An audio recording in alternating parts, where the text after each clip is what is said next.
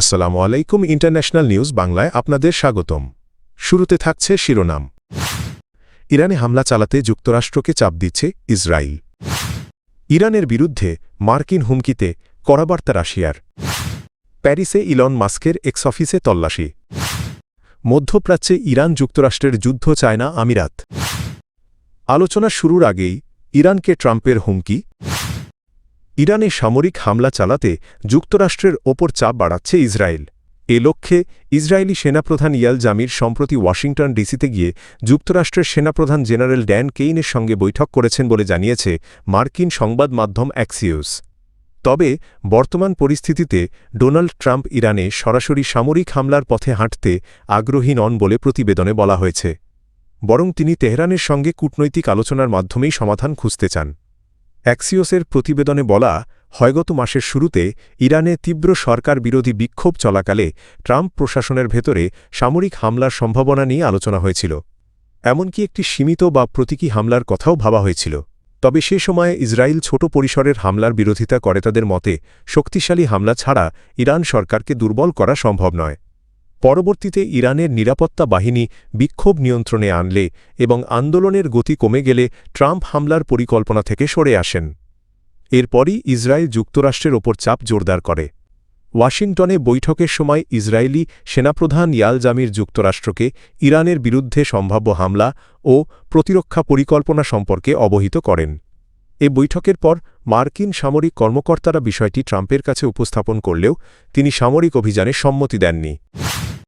ইরানের বিরুদ্ধে যুক্তরাষ্ট্রের নতুন সামরিক হুমকির তীব্র নিন্দা জানিয়েছেন রাশিয়ার পররাষ্ট্রমন্ত্রী সের্গেই লাভরভ। তিনি সতর্ক করে বলেছেন, এ ধরনের আগ্রাসন আঞ্চলিক ও বৈশ্বিক নিরাপত্তার জন্য মারাত্মক পরিণতি ডেকে আনতে পারে। সোমবার এক সংবাদ সম্মেলনের জন্য প্রস্তুত করা লিখিত বক্তব্যে লাভরভ বলেন, ইরানের পারমাণবিক কর্মসূচি ঘিরে চলমান উত্তেজনা প্রশমনে এবং চাপ কমাতে মস্কো সক্রিয়ভাবে কাজ করে যাচ্ছে। তিনি জোর দিয়ে বলেন, ইরানের বিরুদ্ধে নতুন করে সামরিক হামলার হুমকি সম্পূর্ণ অগ্রহণযোগ্য। রাশিয়ার শীর্ষ কূটনীতিকের মতে সামরিক আগ্রাসনের পুনরাবৃত্তি শুধু পশ্চিম এশিয়া নয় বরং আন্তর্জাতিক নিরাপত্তা ব্যবস্থাকেও গুরুতর ঝুঁকির মুখে ফেলবে। তিনি সতর্ক করেন, বিদেশি প্ররোচনায় সৃষ্ট অস্থিরতাকে অজুহাত হিসেবে ব্যবহার করে যদি ২০২৫ সালের জুনে ইরানের বিরুদ্ধে সংঘটিত আগ্রাসনের পুনরাবৃত্তি ঘটে তবে তা বৈশ্বিক স্থিতিশীলতাকে মারাত্মকভাবে ক্ষতিগ্রস্ত করবে। একই দিনে এ বিষয়ে প্রতিক্রিয়া জানায় রুশ প্রেসিডেন্টের কার্যালয় ক্রেমলিন। মুখপাত্র দিমিত্রি পেসকভ জানান, ইরান ইস্যুতে উত্তেজনা কমাতে রাশিয়া ধারাবাহিক কূটনৈতিক প্রচেষ্টা চালিয়ে যাচ্ছে। পেসকভ বলেন, ইরানের সমৃদ্ধ ইউরেনিয়াম প্রক্রিয়াকরণ ও সংরক্ষণ বিষয়ে বাস্তবসম্মত সমাধানের প্রস্তাব দিয়ে আসছে মস্কো, যাতে পরিস্থিতি নিয়ন্ত্রণে রাখা যায়। তিনি উল্লেখ করেন, বিষয়টি দীর্ঘদিন ধরেই আলোচনায় রয়েছে এবং বিভিন্ন পক্ষের উদ্বেগ কমাতে রাশিয়া সহযোগিতার প্রস্তাব অব্যাহত রেখেছে। বিশ্বের শীর্ষ ধনী প্রযুক্তি উদ্যোক্তা ইলন মাস্ক এর মালিকানাধীন সামাজিক যোগাযোগ মাধ্যম এক্স, সাবেক টুইটার এর ফ্রান্স অফিসে তল্লাশি চালিয়েছে দেশটির সাইবার ক্রাইম ইউনিট। মঙ্গলবার ৩রা ফেব্রুয়ারি সকালে প্যারিসে অবস্থিত এক্সের কার্যালয়ে এই অভিযান পরিচালনা করে প্যারিস পাবলিক প্রসিকিউটর অফিসের অধীন তদন্তকারী দল। প্রসিকিউটর দপ্তরের বরাতে জানা গেছে, ২০২৫ সালের জানুয়ারিতে শুরু হওয়া একটি তদন্তের অংশ হিসেবেই এই তল্লাশি চালানো হয়। তদন্তে এক্সের অ্যালগোরিদম ব্যবস্থাপনা, তথ্য প্রক্রিয়াকরণ পদ্ধতি এবং অবৈধ কন্টেন্ট নিয়ন্ত্রণে কোম্পানিটির ভূমিকা খতিয়ে দেখা হচ্ছে। অভিযোগের মধ্যে রয়েছে ঘৃণাত্মক বক্তব্য, ব্যাহলকাস্ট, অস্বীকারমূলক কন্টেন্ট, শিশু নির্যাতন সংক্রান্ত অবৈধ ছবি এবং ডিপফেক সামগ্রী ছড়িয়ে পড়া। একই সঙ্গে এসব কন্টেন্ট শনাক্ত ও অপসারণে এক্স যথাযথ পদক্ষেপ নিয়েছে কি না সেটিও তদন্তের আওতায় রয়েছে। উল্লেখ্য, ফরাসি আইনে হলোকাস্ট অস্বীকার শাস্তিযোগ্য অপরাধ। তদন্ত সংশ্লিষ্ট সূত্র জানায়, প্রয়োজনীয় নথিপত্র ও ডিজিটাল তথ্য সংগ্রহের উদ্দেশ্যেই এই তল্লাশি চালানো হয়েছে। অভিযানে ফরাসি পুলিশের বিশেষ সাইবার ইউনিট সহায়তা করে। এদিকে এই তদন্তের অংশ হিসেবে ইলন মাস্ক এবং এক্সের সাবেক প্রধান নির্বাহী কর্মকর্তা লিন্ডা ইয়াকারিনোকে আগামী ২০ এপ্রিল ২০২৬ তারিখে স্বেচ্ছাসেবী সাক্ষাৎকারে অংশ নিতে তলব করা হয়েছে।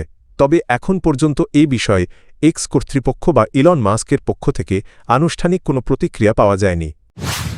ইরান ও যুক্তরাষ্ট্রকে পারমাণবিক চুক্তিতে পৌঁছাতে এবং দীর্ঘমেয়াদী কূটনৈতিক সমাধান খুঁজে নেওয়ার আহ্বান জানিয়েছে সংযুক্ত আরব আমিরাত ইউএই।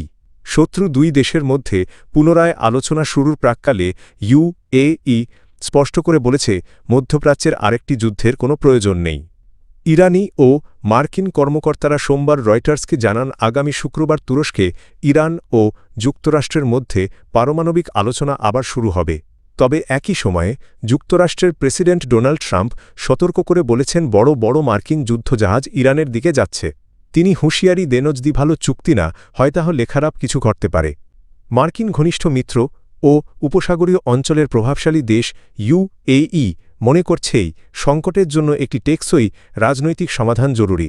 দুবাইয়ে অনুষ্ঠিত ওয়ার্ল্ড গভর্নমেন্টস সামিটে এক প্যানেল আলোচনায় ইউএই প্রেসিডেন্টের উপদেষ্টা আনোয়ার গারগাশ বলেন এই অঞ্চল ইতোমধ্যেই বহু ভয়াবহ সংঘাতের মধ্য দিয়ে গেছে। তিনি বলেন আমাদের আরেকটি সংঘাতের দরকার নেই।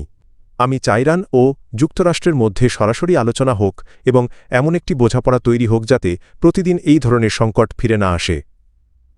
পরিকল্পনা অনুযায়ী শুক্রবার ইস্তাম্বুলে যুক্তরাষ্ট্রের বিশেষ দূত স্টিভ উইটকফ এবং ইরানের পররাষ্ট্রমন্ত্রী আব্বাস আরাঘচি বৈঠকে বসবেন।